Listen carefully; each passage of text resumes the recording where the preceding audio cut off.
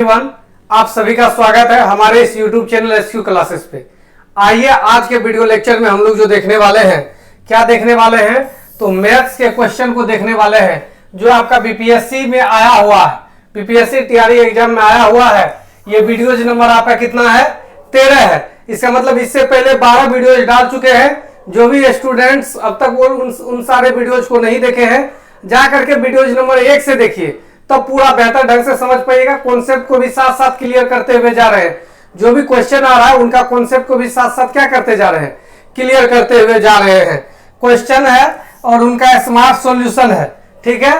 Paper इसी type का आपका एग्जाम में आएगा, बस केवल देख लेना है आप लोगों को, ठीक है। तो जो भी इस चैनल पे पहली बार विजिट किए हैं वो चैनल को सब्सक्राइब कर लेंगे और साथ में बेल आइकन को प्रेस कर लेंगे।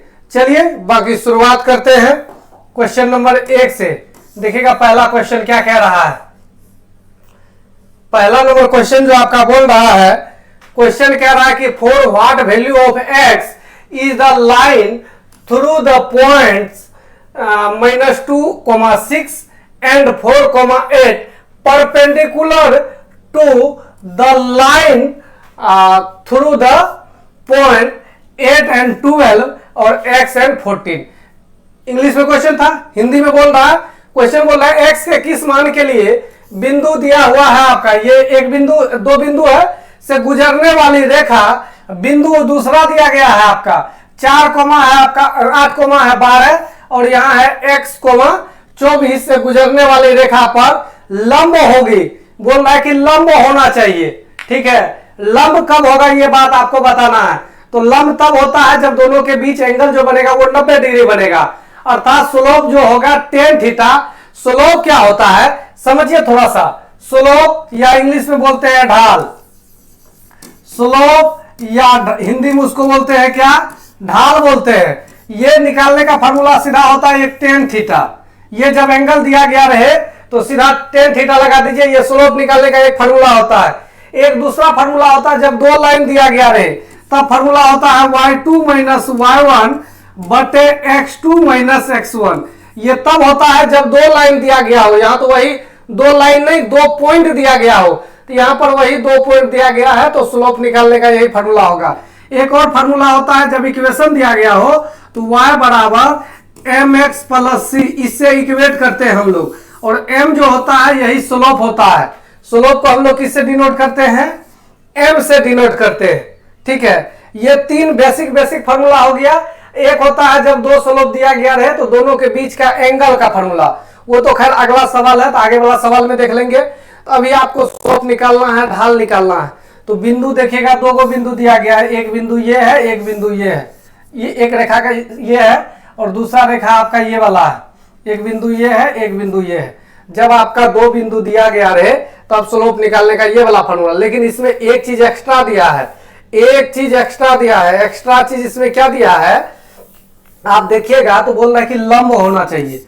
लंब के स्थिति में क्या होता है, दोनों स्लोप का मल्टीपल जो होता है m1, देखिए दो बात होता है। एक होता है m1 बराबर m2, ये तब होता है जब दोनों रेखा आपका समांतर होगा। जब दोनों रेखा क्या होगा आपका, समांतर होगा।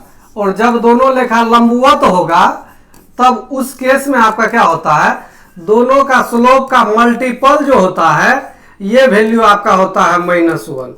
दोनों का स्लोप का वैल्यू का मल्टीपल जो होता है वो क्या होता है, -1 होता है। तो इनको आप लोग क्या कीजिएगा, एक बार लिख लीजिएगा। समझ गए। इन दोनों पॉइंट को आप लोग क्या कर लीजिएगा, लिख लीजिएगा। जब भी आपका दो रेखा समांतर रहेगा तो दोनों का स्लोप बराबर होगा।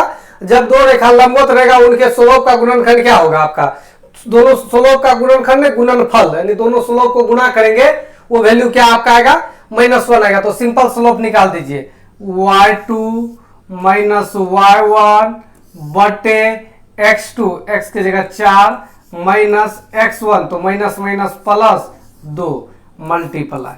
अब यहां से इनका स्लोप निकालिए, तो y2 माइनस y1 यानी आपका हो जाएगा 24 माइनस 12 बटे में आपका हो जाएगा x2 माइनस x1 यानी x माइनस 8। इनका गुणनफल जो होना चाहिए ये होना चाहिए -1। सिंपल, कुछ नहीं किए। स्लोप m निकालने का फॉर्मूला होता है जब दो पॉइंट दिया गया रहे तब उस समय होता है आपका y2 माइनस y1 बटे x2 माइनस x1। सिंपल ये फॉर्मूला आप बैठा दिए, ये आपका होगा x1, ये होगा y1 और ये वाला होगा आपका x2, ये वाला आपका क्या हो जाएगा y2 हो जाएगा। ठीक है, बस बैठा दिए, अब सोल्व करना है, आंसर आ जाएगा। ये घट करके ऊपर में हो जाएगा 2, नीचे में हो गया 6 मल्टीप्लाई, इसको घटा है, ये घटाने पे कितना हो जाएगा 24 में 12 गया तो 12 हो जाएगा, यहाँ हो गया x माइनस 8, इसी का वैल्यू आपका है -1। यहाँ से कटा दीजिएगा, ये 2 बार में कट जाएगा, 6 दूना 12 तो 2 दूना 4 बराबर हो जाएगा -x माइनस माइनस प्लस हो गया 8। इसको इधर ले जाइएगा तो प्लस में x, 4 इधर जाके घट जाएगा 8 में, 8 में 4 घटेगा तो 4 निकल जाएगा, तो 4 हो जाएगा इस सवाल का राइट आंसर। x की जगह आपका क्या होगा 4 होगा। चलिए आगे बढ़ते हैं नेक्स्ट क्वेश्चन की तरफ। नेक्स्ट क्वेश्चन आपका कह रहा है कि दो रेखाओं के बीच का कोण एंगल दे दिया, यानी थीटा का जगह वैल्यू दे दिया आपका π/4।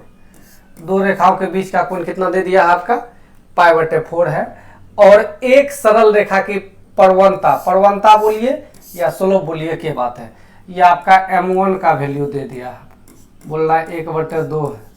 तब क्वेश्चन में बोल रहा है तो दूसरी रेखा की परवलता क्या होगा, परवलता स्लोप ढाल एक के बात होता है, m2 का वैल्यू आपसे पूछा।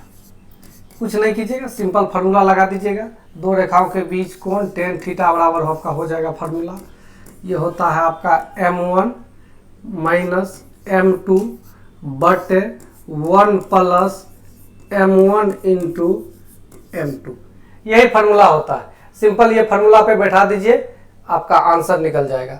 तो tan थीटा की जगह लिखिएगा, ये इसको 45 डिग्री बोल सकते हैं, इसके जगह 180 बटे 4 ये क्या डिग्री हो गया 45 डिग्री हो गया, लिख दीजिए इसके जगह tan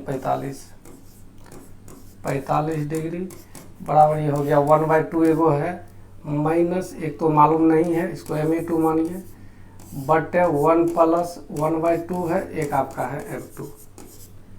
सिंपल इसका वैल्यू हो गया 1, तो इधर जाके गुना कर दीजिएगा, इसको गुना ही कर दीजिए, ज़्यादा अच्छा रहेगा। ये 1 प्लस m2 बटे 2 बराबर 1/2 माइनस m2। सिंपल, अब इसको इधर लेकर के चले जाइएगा, इसको क्या कीजिएगा इधर लेकर के चले जाइएगा, तो इधर लेके चले जाइएगा तो ये आपका m2/2 है ही, प्लस हो जाएगा m2 बराबर 1/2 है ही, माइनस में हो जाएगा उधर वाला 1, इधर का 1 आके इधर माइनस हो जाएगा, बटे में कुछ है तो 1 है, एलसीएम हो जाएगा 2, तो 3m2 बराबर ये घट करके हो जाएगा माइनस में 1/2, तो ये तो खत्म हो जाना है, तो m2 का वैल्यू निकल के आ जाएगा माइनस में 1/3।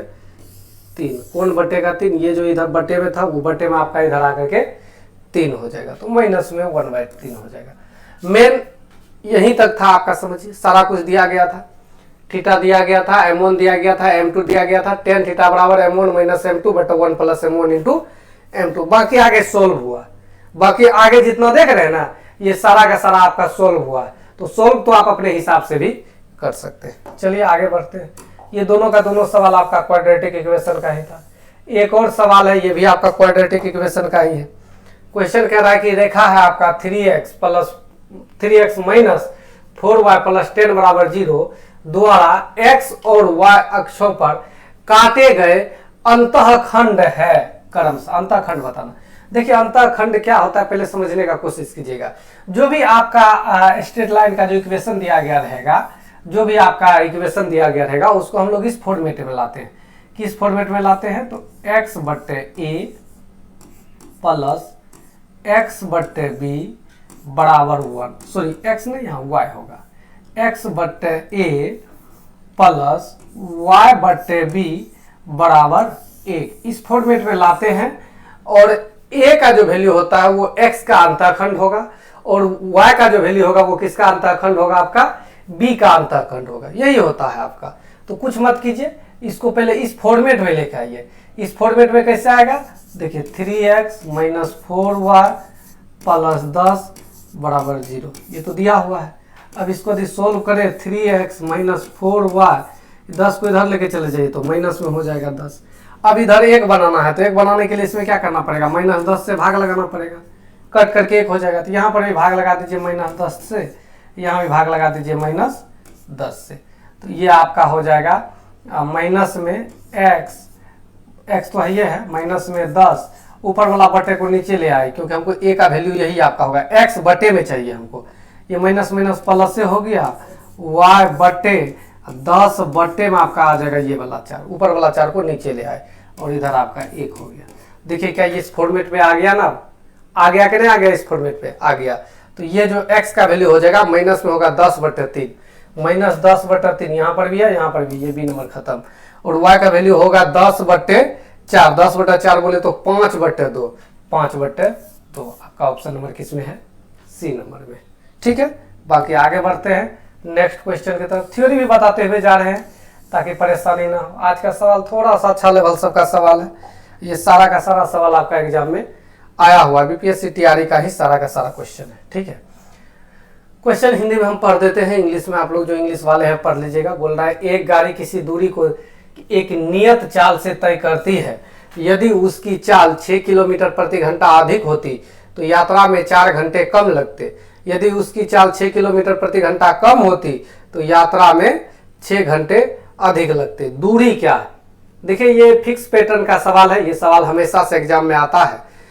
इतना के चाल से चलेंगे तो इतना देरी आप पहले पहुंचेंगे, इतना के चाल से चलेंगे तो बताइए कितना देरी आप पहले पहुंचेंगे, इस टाइप से पूछता है। लेकिन यहाँ पे थोड़ा सा उसी का अपडेटेड वर्जन पूछा है। बोल रहा है यदि चाल 6 किलोमीटर प्रति घंटा अधिक रहेगा, दूरी तो वही है तो चाल पहले मान लेते हैं x, तो 6 किलोमीटर प्रति घंटा अधिक होगा तो क्या हो जाएगा x + 6, चालों का गुणनफल बटे चालों का अंतर मल्टीप्लाई समय का अंतर, 4 घंटा। 4 घंटा क्वेश्चन में बोल रहा है कम लेते। आगे बोल रहा है 6 किलोमीटर प्रति घंटा कम रहेगा, फॉर्मूला लगाइए, चालों का गुणनफल कम रहेगा तो x - 6 कर दीजिएगा, बटे चालों का अंतर मल्टीप्लाई समय का अंतर, समय का अंतर इस बार आपका दिया गया है कितना, 6 घंटा। अधिक कम बड़ा छोटा जीत हार देरी पहले अंतर होता है, सिंपल कटा दीजिए, ये 6 से ये 6 खत्म हो जाएगा, ये x से ये x खत्म हो जाएगा, 2 से कटाइएगा, ये 2 दूना 4, 2 से कटाएगा ये 2 तिया 6, सिंपल इसको गुना कर दीजिएगा तो 2x + 6 दूना 12, 2x + 6 दूना 12 बराबर आपका हो जाएगा 3x - 6 तिया 18। ठीक है, अब इसको इधर लेके चले जाइएगा तो माइनस में x, और इसको इधर लेके आ जाइएगा तो माइनस में 30 हो जाएगा, क्योंकि -18 है ये है, अब प्लस माइनस में वो भी आ जाएगा आपका 12, तो ये 30 हो गया। तो ये आंसर नहीं हुआ, ये चाल निकला, लेकिन हमको निकालना है दूरी, तो दूरी ये भी है ये भी है, कहीं से भी बैठा करके दूरी निकाल सकते हैं। यहाँ बना रहे हैं, देखिए दिख रहा होगा, लगा दीजिए, x की जगह 30 रखिएगा तो 30, 30 × 6 36 बटे 6 गुना आपका हो गया 4, तो ये कट जाएगा यहाँ से 6 बार में, तो ये हो जाएगा 6 चौके 24 तिया 72, तो 720 किलोमीटर बनेगा इस सवाल का आंसर। काफ़ी अच्छा सवाल था, इसको आप लोग देख लीजिएगा। बाकी आगे बढ़ते हैं नेक्स्ट क्वेश्चन की तरफ।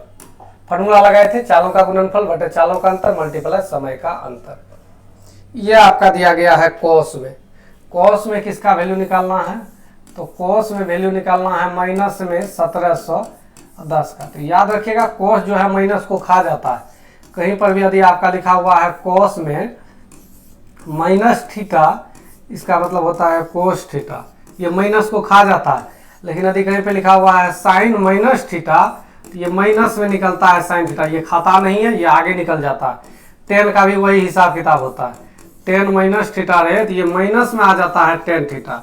लेकिन कोस में क्या होता है, यदि माइनस में दिया गया रहे तो उस माइनस को कोस क्या करता है, खा जाता है, तो ये माइनस को तो खा ही जाएगा ये, तो ये बचेगा आपका कोस कितना 1710। अब 1710 को तोड़िएगा तो इसको लिखिएगा कोस 180, 360 का मल्टीपल में आएगा, मतलब 1800 - 90, 1800 - 90 डिग्री।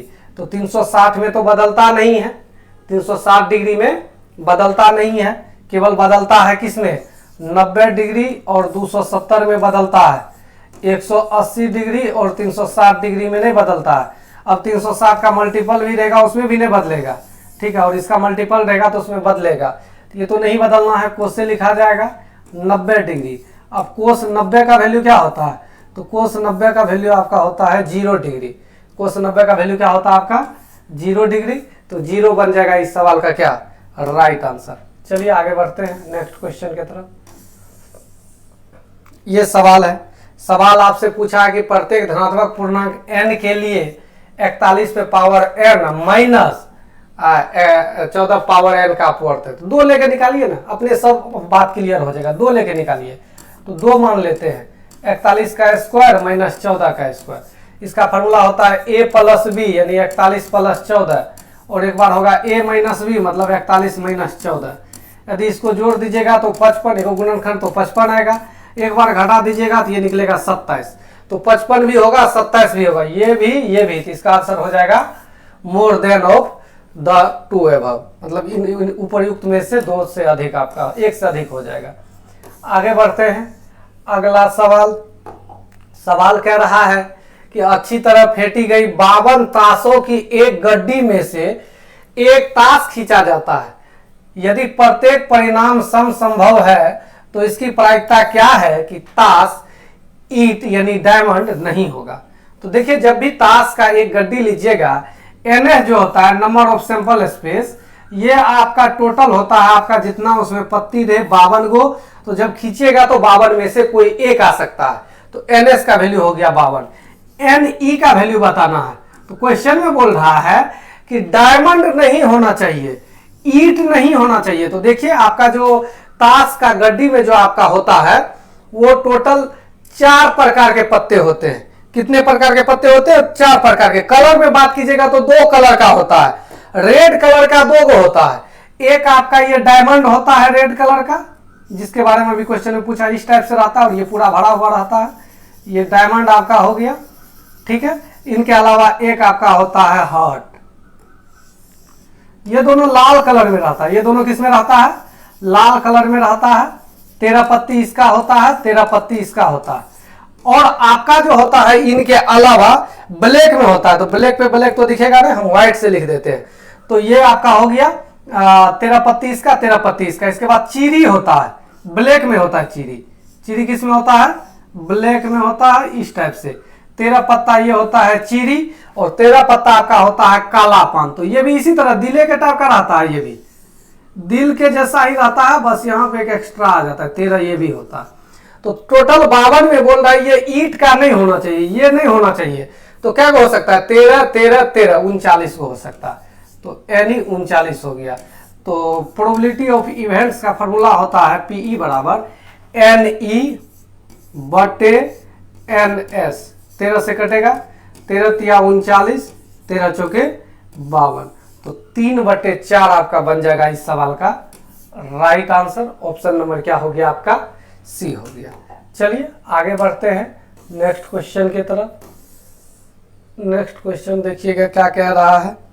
क्वेश्चन कह रहा है कि PQ और R एक काम को क्रमशः 6 घंटे, 8 घंटे और 15 घंटे में पूरा कर सकते हैं। उन्होंने एक साथ काम पूरा किया और पारिश्रमिक के रूप में 9460 रुपया RS 9460 प्राप्त किया। पारिश्रमिक में उनके हिस्से हैं क्रमशः। अब तीनों का हिस्सा बताना बारी बारी से।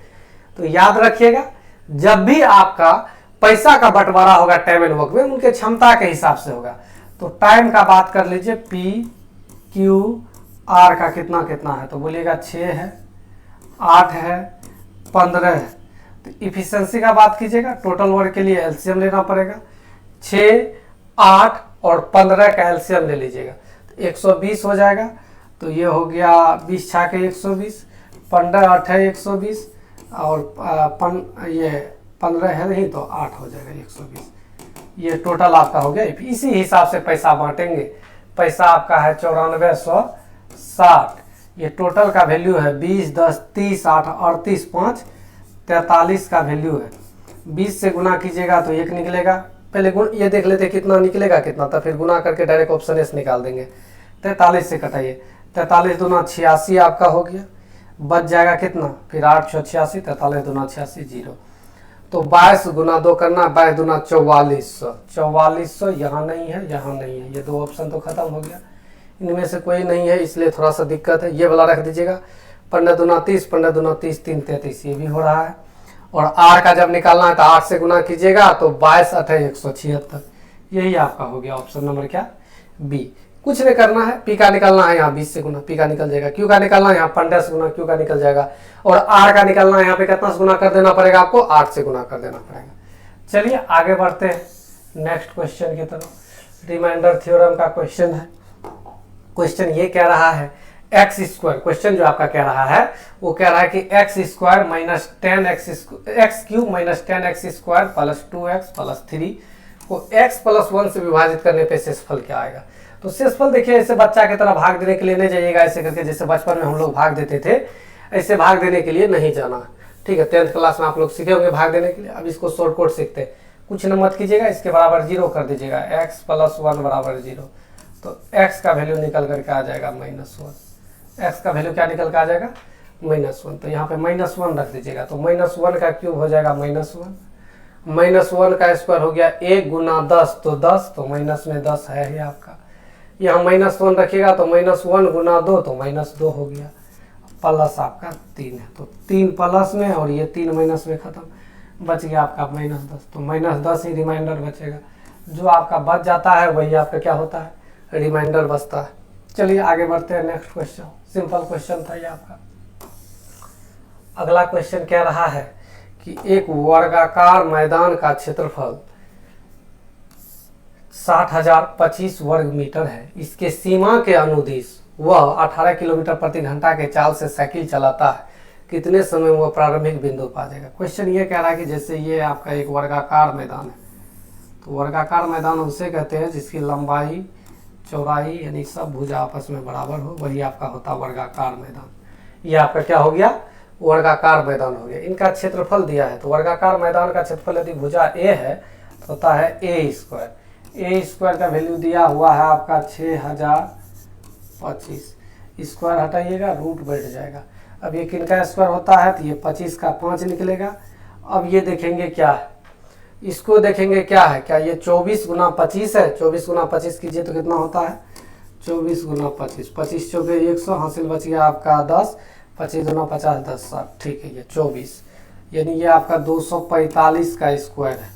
जो ऐसे नहीं निकाल पाएंगे वो जोड़ा कर करके निकाल सकते हैं, ऐसे करके 6000 60,025 इधर से 2 जोड़ा इधर जोड़ा, ये सबसे पहले 2 2 2, ये हो गया 4, ये भी 4, यहाँ उतर गया 2 0 0, फिर लगेगा 4 बार में, फिर लास्ट में लगा दीजिएगा 5 बार में। तो ये आपका हो गया कितना 245। कुछ मत कीजिए, ये 245 है, ये भी 245, ये भी 245, ये भी 245। तो एक चक्कर लगाना है, कैसे लगाना, मान लीजिए इधर से लगाना है तो 245 करके क्या बार चलना पड़ेगा 4 बार चलना पड़ेगा 245 करके। ये मीटर में है आपका, ये किस में है मीटर में, ध्यान रखिएगा। आगे बोल रहा है चाल जो है उनका 18 किलोमीटर प्रति घंटा है। पहले ये 18 किलोमीटर प्रति घंटा को मीटर प्रति सेकंड में बदलते हैं, तो 5/18 बटे का 18 ऊपर चल जाएगा, ये 18 से 18 खत्म हो जाएगा। 5 से इसको कटाइएगा तो 5 चौके आपका हो गया 20, 9 5 क्या हो गया 45, सिंपल इसको गुना कर देना है तो 49 दुना हो गया 98, 98 दुना हो गया आपका 196 सेकेंड।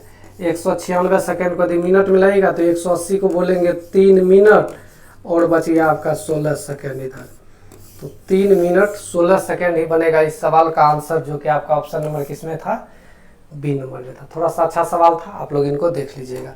चलते हैं नेक्स्ट क्वेश्चन की तरफ। नेक्स्ट क्वेश्चन देखिएगा क्या बोल रहा है, हाइट एंड डिस्टेंस का क्वेश्चन है।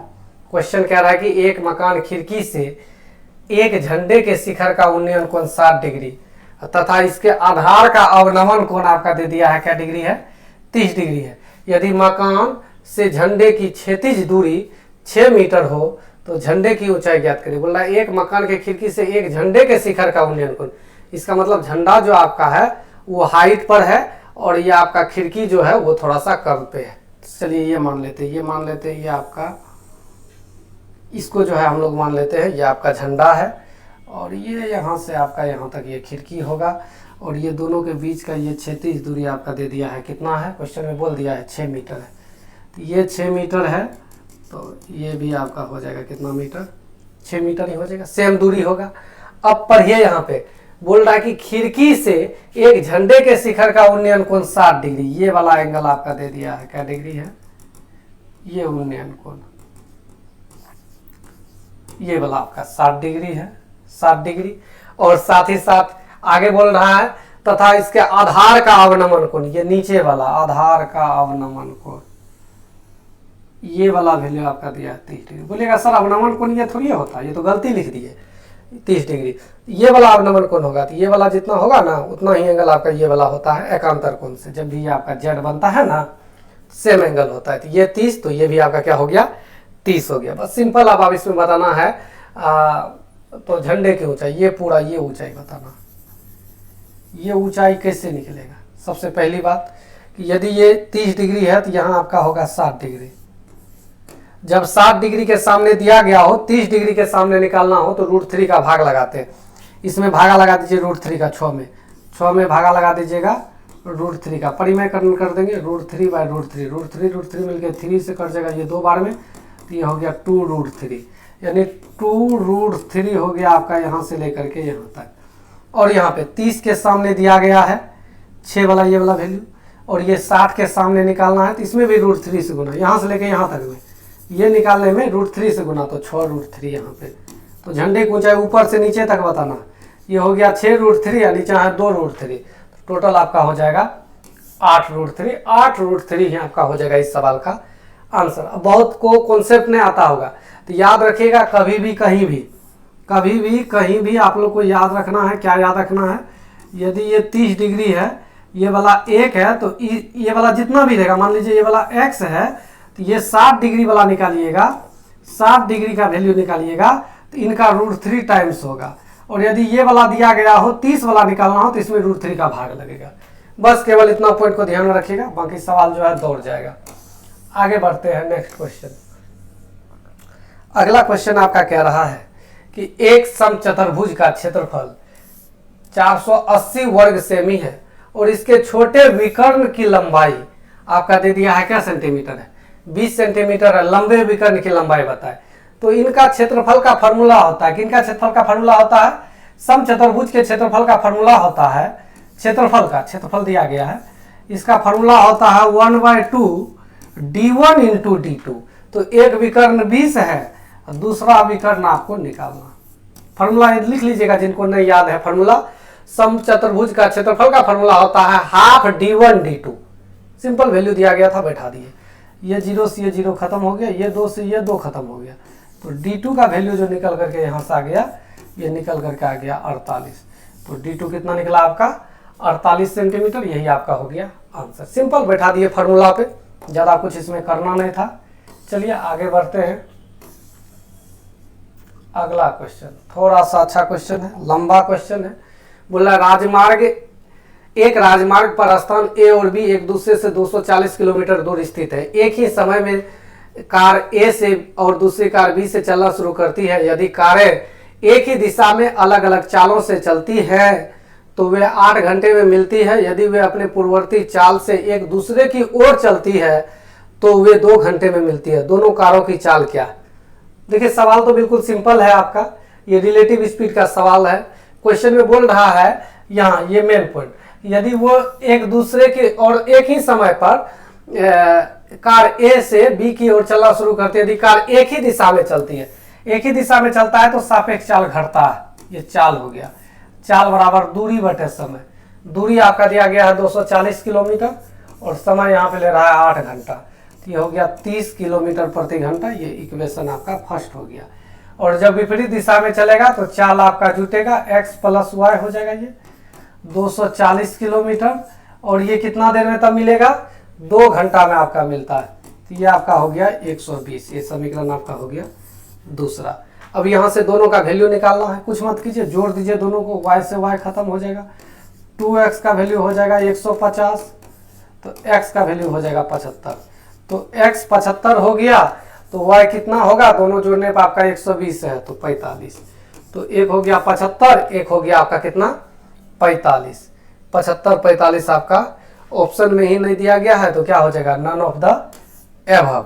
क्या हो जाएगा इसका सवाल का answer none of the above. घटाने पे होना चाहिए 30, हो रहा है, जोड़ने पे होना चाहिए 120, हो रहा है, नन ऑफ द एबव। खाली सवाल देखने में इतना लंबा चौड़ा था, सोल्यूशन देख लिए कितना। एक ही दिशा में चलता है तो सापेक्ष चाल घटती है, विपरीत दिशा में चलती है सापेक्ष चाल जुड़ती है।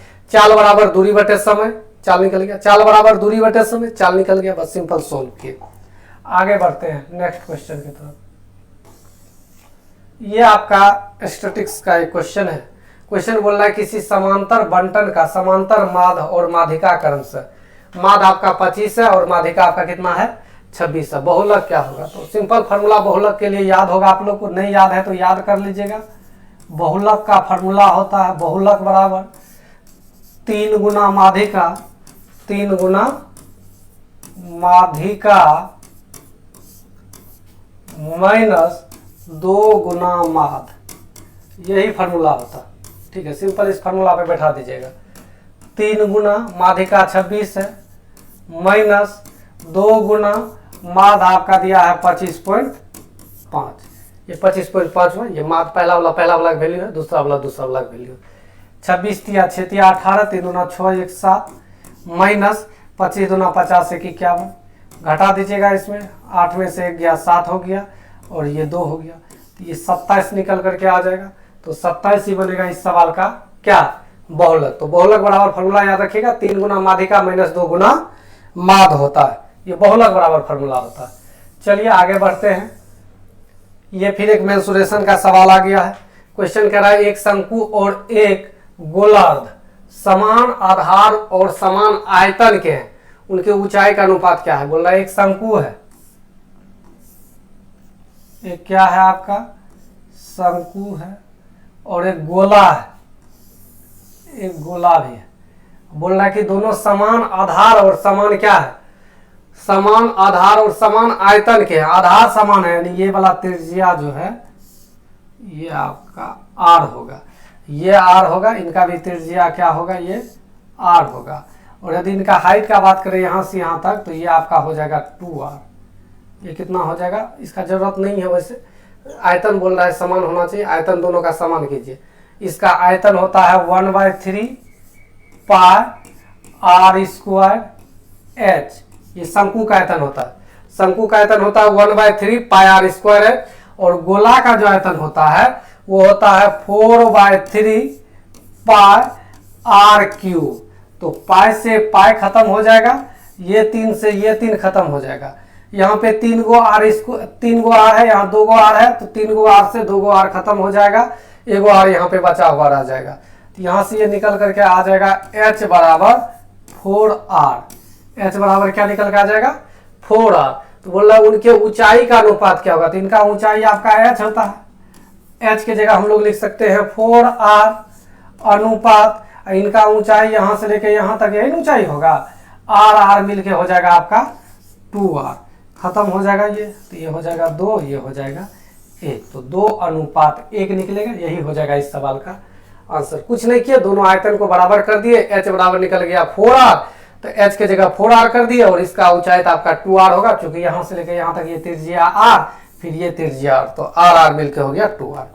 आगे बढ़ते हैं। तो ये इस वीडियो लेक्चर का आखिरी क्वेश्चन था। यदि ये वीडियोज आप लोग को समझ में आया हो तो वीडियोज को लाइक करें, वीडियोज में कमेंट करें, कोई सुझाव देना हो, और साथ में शेयर करना ना भूलें। और जो अब तक इस चैनल को सब्सक्राइब नहीं किए हैं वो चैनल को सब्सक्राइब कर ले। बाकी यहीं तक रखते हैं।